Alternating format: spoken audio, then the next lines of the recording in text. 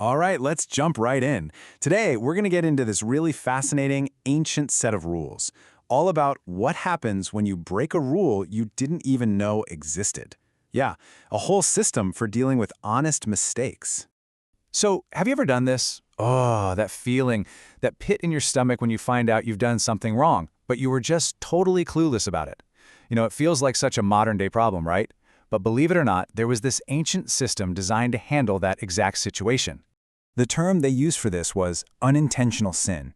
And we need to be clear, this wasn't just, oops, my bad. No, it was seen as a real problem that created this ripple effect, a kind of spiritual imbalance in the community that had to be fixed, formally and out in the open.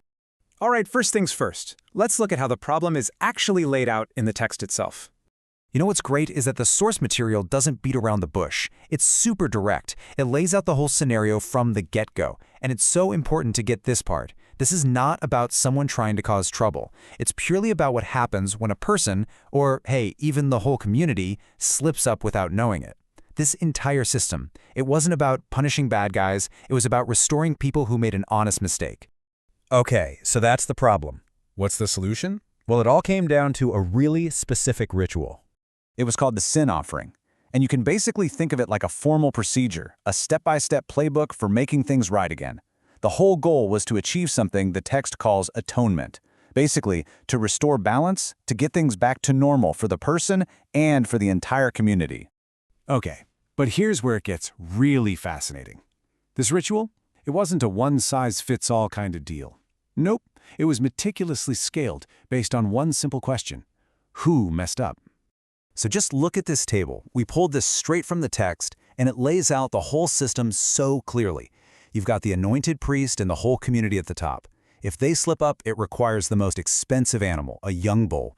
And check out the location. The ritual goes inside the most sacred space. But then look down the list. For a leader or just a regular person, a less pricey goat or lamb is fine. And the whole thing happens at the outer altar. It's a crystal clear hierarchy based on social standing. So let's unpack that for a second.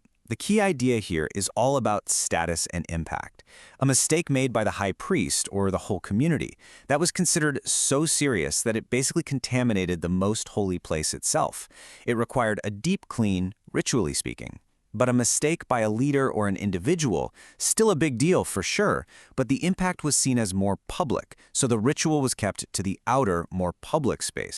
But even with these different scales, the actual mechanics of the ritual, the step-by-step process, was surprisingly consistent across the board. So let's walk through the anatomy of how this actually worked.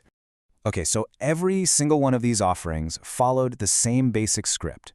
First, the person who made the mistake brings a perfect animal, no defects allowed. Then, there's this really important moment where they lay their hands on the animal's head. It's like a symbolic transfer.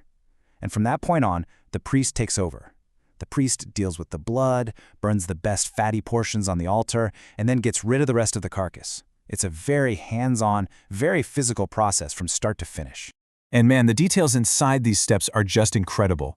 For those really high-level mistakes, the priest or the whole community, the priest had to sprinkle the blood not once, not twice, but 7 times inside the sacred tent. Now, in this world, the number 7 often pops up to signify perfection or completeness. So that repetition, it's really hammering home just how serious the mistake was and how thorough the spiritual cleansing needed to be. And this right here, this is the payoff. This exact phrase shows up over and over again in the text, no matter who the person is. It's basically the whole point of the ritual. After all those complicated physical steps, the end result is stated so clearly, so powerfully. Atonement is made, and they will be forgiven. Bottom line, this system works. Okay, so let's zoom out a bit. We've gone through all the nitty-gritty details, but what does this whole highly structured system tell us about the people who came up with it? What was their worldview? Well, there are a few huge takeaways. First, responsibility was tied directly to your influence. A mistake from the high priest was treated with the same seriousness as a mistake from the entire community. That's a powerful statement about accountability. Second, problems were seen as communal things, not just personal ones. And finally, and this is maybe the most important part, this was a system built for restoration, not for kicking people out. It didn't matter who you were, there was always a clear, public way to make things right. So when you boil it all down, you've got this incredible ancient system built on clear rules, social responsibility, and a pathway back to good standing.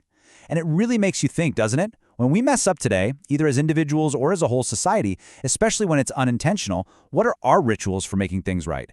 What are our systems, whether they're legal or social or just personal, for restoring that balance?